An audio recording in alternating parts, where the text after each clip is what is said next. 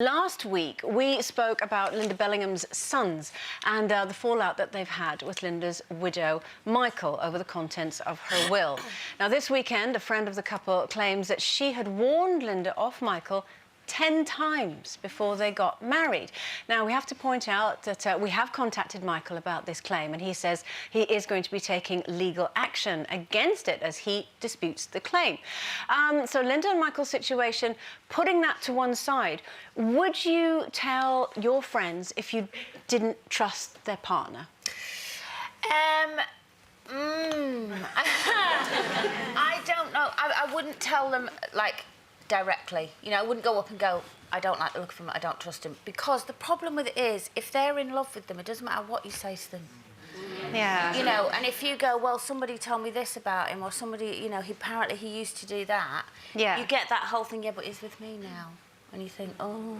Yeah. Would you be worried about the whole shoot the messenger thing? Yeah, that you might be the one frozen out? If you tell her, she's bound to tell him, because she'll go, my friend doesn't trust you and she thinks I shouldn't be with you, so therefore he doesn't like you anymore. Yeah. And so therefore he convinces her not to like you anymore. And I just think I think as a good friend, you might have suspicions, and if it does go pear-shaped, you're there to help her get through it. But I don't think I would, you know, destroy her to, you know. Lots of nodding and mm-ing. Would you say anything? Well, I did actually once with a friend of mine. How do I word it? She was mad about this guy. She was crazy about this guy, and I really, when I went to meet him, I was really excited about it. So you know, it wasn't that kind of thing. Oh, are you jealous because you've got? But which sometimes can happen to me. Because I was thrilled that she'd found someone that she was madly in love. Couldn't wait to meet him. Met him, tall, dark, handsome, charming, and the hackles on the back of my neck stood up, and I just thought, this is something not right. right. I don't trust you. I just don't trust you. I just had such a strong feeling. Got instinct. And I knew that I shouldn't tell her, but I just could not, because it was such a strong feeling. So I was hinting over the days, weeks, months, up until the marriage, even the day before the marriage, everything.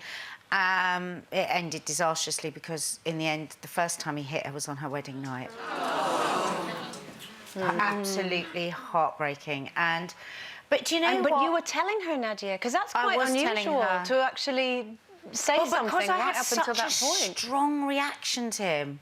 I had such a strong... He was very charming. And we often talk about that book, don't we? The charm syndrome. Often people that are that charming are something a bit dodgy about them, and it turned out. And have you had that conversation with her since, where she says, "I wish I listened to you"? No.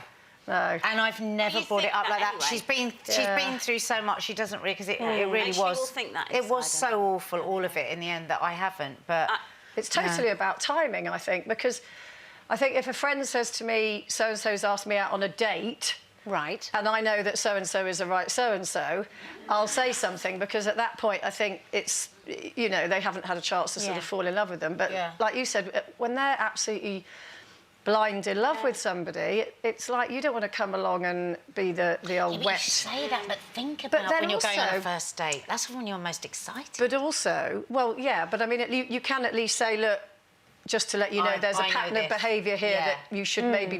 But once they're head over heels in love with somebody, it's much...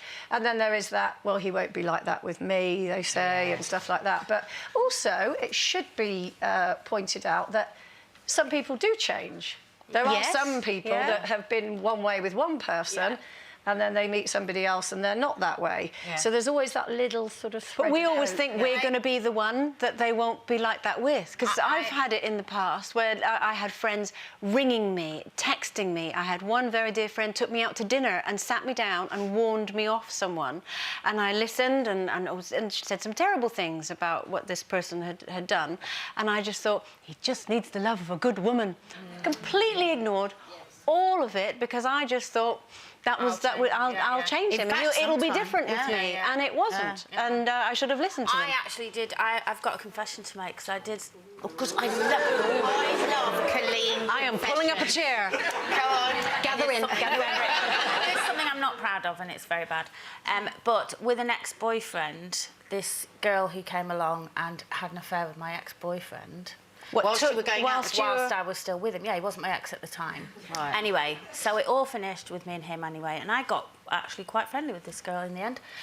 And then she sat there and said to me one day, yeah, but the difference between me and you is he wouldn't do that to me. Oh, how horrible. In other words, I mean, look at you, but he's not going to do it to me. So you know what I did? I slept with him again that night.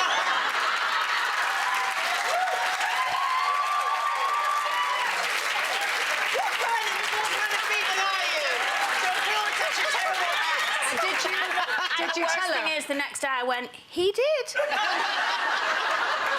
I felt very, What did she guilty. say? She was really upset, actually. I did feel bad the next day. She shouldn't have been so cocky with herself, let me tell you. And she should have taken your boyfriend in the first place. She carried on seeing him for a couple of years, but then he broke her heart in the end anyway. So he cheated with other people as well? Yeah. Crikey. That was worth it, wasn't it? That was good. That was good gossip. That was good. The thing is, though, it can The work. front cover of some mag. The thing is, it can work the other way, though, because I'm just thinking now, actually, because Mark was a real player before we got together. You know, he is very open in saying that, you know, he was unfaithful. But he wasn't married, was he?